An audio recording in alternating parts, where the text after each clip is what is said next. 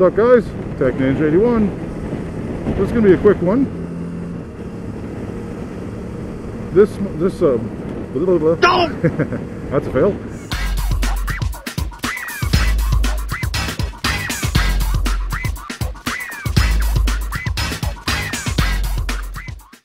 This vlog is about modifications to your bike, whether that be safety, visibility, just coolness factor, whatever the hell you want to call it. I want to know what you guys have done to your bikes and why. So like I said, whether it's for safety reasons, visibility, just to change the appearance of the bike, change the performance. What are some of your favorite modifications that you've done to your bikes, and why did you do them? And how do you feel about them since you've done them? Now, for the V-Strom, there's a lot of things that you can do. Of course, you've all seen my cup holder. It's becoming an oddly popular thing around here. I think I may have started a trend there. But probably the biggest things for my bike personally, importance-wise, well, you can't really see from here, but I've got the engine bars, or like the crash bars, you could call them. And underneath I've got the skid plate. These are both from SW Motec. I would say that they're probably the most important modifications I did to the bike because, of course, when I bought this bike, I bought it knowing that sooner or later, depending on where and how I'm riding, I'm going to dump the bike, and I want to protect it. I don't want to be spending hundreds of dollars replacing the little fairings that it has.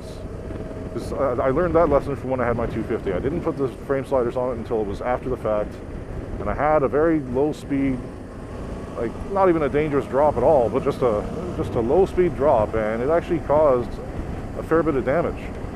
So I wanted to avoid that, and I've actually dumped the bike once since, so they've already paid themselves off because I had no damage to the plastics. All I had to replace was the turn signal, which for a V-Strom is surprisingly expensive. They're like $60 frickin' for a single turn signal. Can you believe that? Of course, I went OEM Suzuki at the time. I didn't want to change anything to aftermarket, so that's part of it. But yeah, so the crash bars, the skid plate, or bash plate it's also called, that would be, like I said, the most important thing, I would say. A few other things I've done. In my case, mine came with the GV top case and side cases. You can probably kind of see them here. I changed my top case out. What I originally had was the 46 liter and the 36 liter side cases. I changed my top case out to the 52 or 55 liter. I forget which size it is. One of the largest ones that GV makes. Just because I carry a lot of crap around with me, way more stuff than I really should. But I knew that I carry a lot of stuff. I want to be able to pack my helmets away in my top case and things like that. So I picked up the larger case. Plus, it was a really good deal at the time. It was literally more than half off. I couldn't pass that up. Not a lot of other stuff I've done other than that. The windscreen here is one of the GV tall screens. It actually came with the bike, but I'm glad that it did because I know the stock screen is pretty bad for getting a lot of wind noise and just buffeting to your head, which is not good for a long distance ride. Visibility wise, I'll have to maybe put up a picture if I can. I did put some green LED underglow on the bike, and I know that probably sounds lame to some of you guys, especially because it's not, you know, a super sport bike or anything like that. I'm not exactly taking this thing to shows, but I wanted it there for the visibility. It had nothing to do with being cool. I just wanted to be more visible at nighttime and poor weather conditions, things like that, and it actually has paid off. There's been a few times where I've had to pull off to the side of the road, and having my lights there made me a little bit more visible to anybody else out there. That's pretty much it, really. Everything else is just little things like decals, stickers, you know, that kind of stuff. Yeah, guys, get back to me.